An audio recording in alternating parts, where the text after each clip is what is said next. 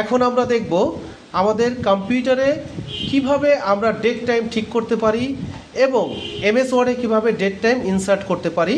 তো date time related যে সমস্ত কাজগুলো আছে সেই কাজগুলো আমরা দেখতে চাইলে আমাদের প্রথমে যে কাজটা করতে হবে সেটা হলো কম্পিউটারে ডেট টাইম ঠিক করতে হবে। কম্পিউটারে ডেট টাইম ঠিক করার জন্য আমাকে মাউসের রাইট বাটন ক্লিক করতে হবে। কম্পিউটারের ডান পাশে নিচের দিকে এসে রাইট বাটন ক্লিক করে অ্যাডজাস্ট ডেট অ্যান্ড টাইম এটাকে ক্লিক করতে হবে। এরপরে ডান পাশে উপরে ডেট টাইম রিজিওনাল ফরম্যাটিংয়ে ক্লিক করতে হবে। আবার additional date time and regional সেটিংয়ে ক্লিক করতে হবে। এখানে ডেট টাইমে ক্লিক করতে হবে, তারপরে চেঞ্জ ডেট টাইমে ক্লিক করতে হবে। এখানে মাসের এবং সালের উপরে ক্লিক করতে হবে।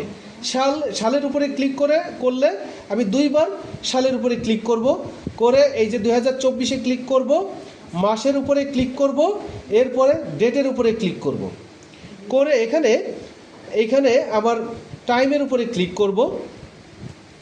টাইমের উপরে ক্লিক করে এখান থেকে আমার অ্যারো কি আছে টপ এবং বটম এইগুলা ক্লিক করে আমরা সময়টাকে সেট করে দিব। মিনিটের উপরে ক্লিক করে মিনিট সেট করব, PM এর উপরে ক্লিক করে এটাকে সেট করব, করে ওকে দিব। তারপরে এটাকে কেটে দিব, এখান থেকে কেটে বের হয়ে যাব। এটাই হচ্ছে আমার কম্পিউটারে ডেট টাইম ঠিক করা। এখন দেখি আমাদের এমএস ওয়ার্ডে ডেট টাইম কীভাবে আমরা ইনসার্ট করতে পারি।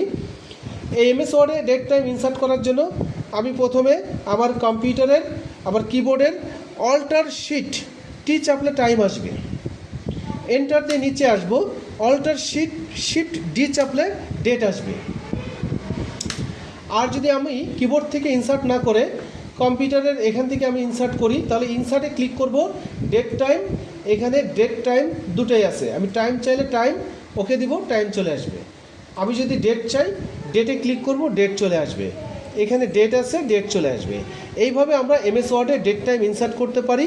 আর কম্পিউটারের ডান পাশে যে আমরা কম্পিউটারে টাইম এবং ডেট সেট করতে পারি। ধন্যবাদ।